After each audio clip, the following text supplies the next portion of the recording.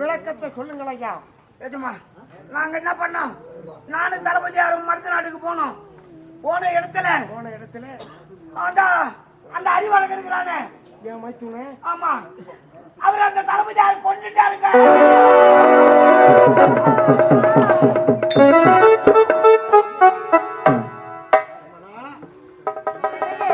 உயிருக்கு உயிரா இருந்த உன் அன்னையை கொண்டு விட்டான்.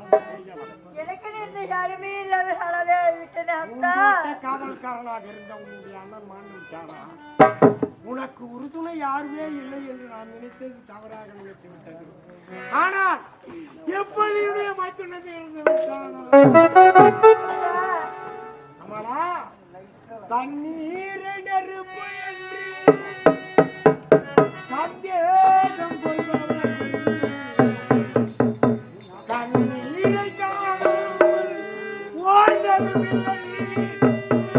அவர் கண்மூடி தரையை சாய்ந்ததுமில்லை.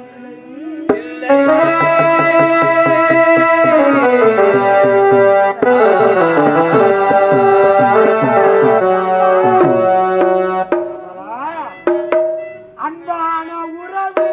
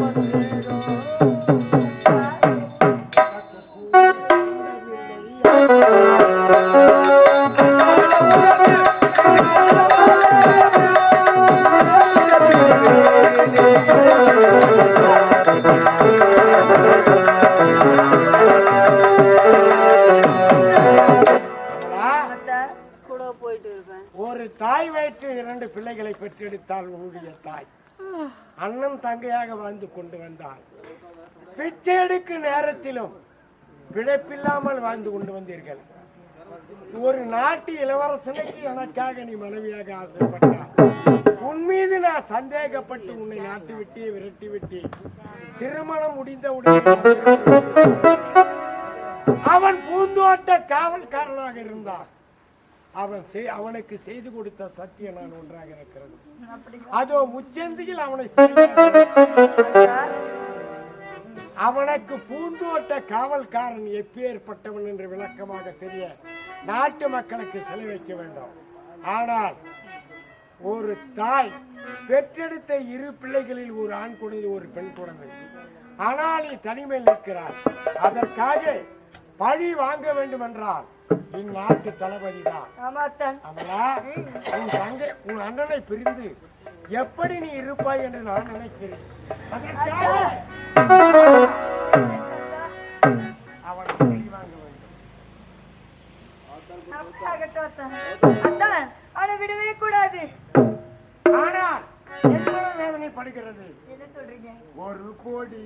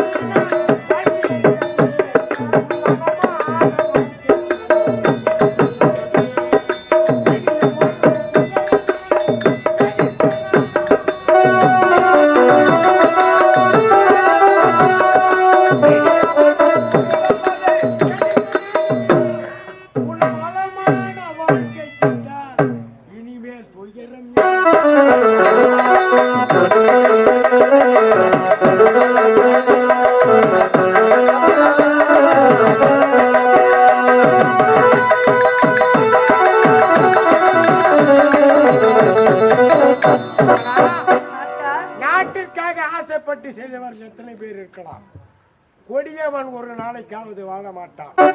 அதற்காக புறப்பட்டு வா. அந்த கொடி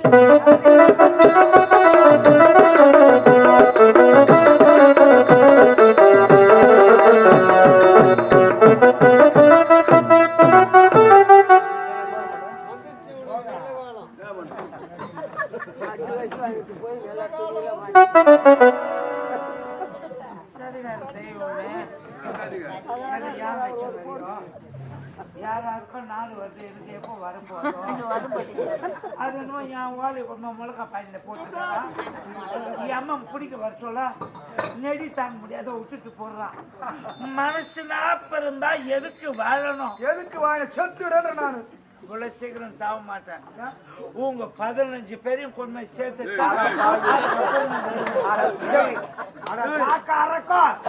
குடல அறக்கும் நீ தாண்டா ஒன்னா சேர்ந்துக்கிறோம். அதுங்காட்டி வாரிமை கொட்டி பண்ணுன்றோம். ஓ நீ எப்போ போற? சூப்பரா கண்ணு தெரிய மாட்டுப்பா. ஏண்டா ஆம்பளைங்கெல்லாம் பார்த்தா அப்படியே குறுக்க தடி காட்டின மாதிரி மறைச்சிட்டு நம்ம கூட்டு ரோடுக்கு பாரு. அந்த கூட்டு ரோட்ல அந்த பொம்பளைங்க வந்தாங்கன்னா கண்ணு கிளீனா தெரியுண்டா. சரிண்டா உனக்கு எங்க எங்க நீ நின்னுங்கிட்டு தெரியல தெரியல. கண்ணு மங்களாக்குது. ஆ? அந்த கூட்டுறோடு டர்னு திரும்புற மாதிரி காரணி மண்டபா அங்க பொம்பளைங்க வராங்கன்னா கண்ணு கிளீனா தெரியுது. அங்க கிளீனா சேர்த்தான். ஆம்பளை பார்த்தா குரக்க தட்டி சாய்ச்சாங்க. கண்ணை உரிக்கிறான்னு பாக்குற காயத்துக்கு எத்தி நாள் ஆகுமோ கண்ணை உரிச்சாக்கா நாய் ஈட்டு மூடுமோ என்னவோ அதுக்கு தள்ளுவலு பட்டுங்கிற டாக்டர் சொல்லிட்டாரு. என்னாச்சியா? எனக்கு ஏற்கனவே ஆட்டோ டொக்கு. ஆட்டோ டோக்கு. டேய் அது ஆட்டோ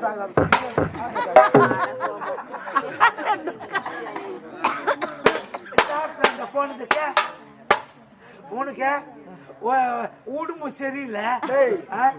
உடம்பு சரியில்லை. நீ என்ன பண்ற கண்ணை உரிச்சிட்டு கழுகு எல்லாம் படுக்காத எருமாட்டு தயிர் வாங்கி குடிச்சிட்டு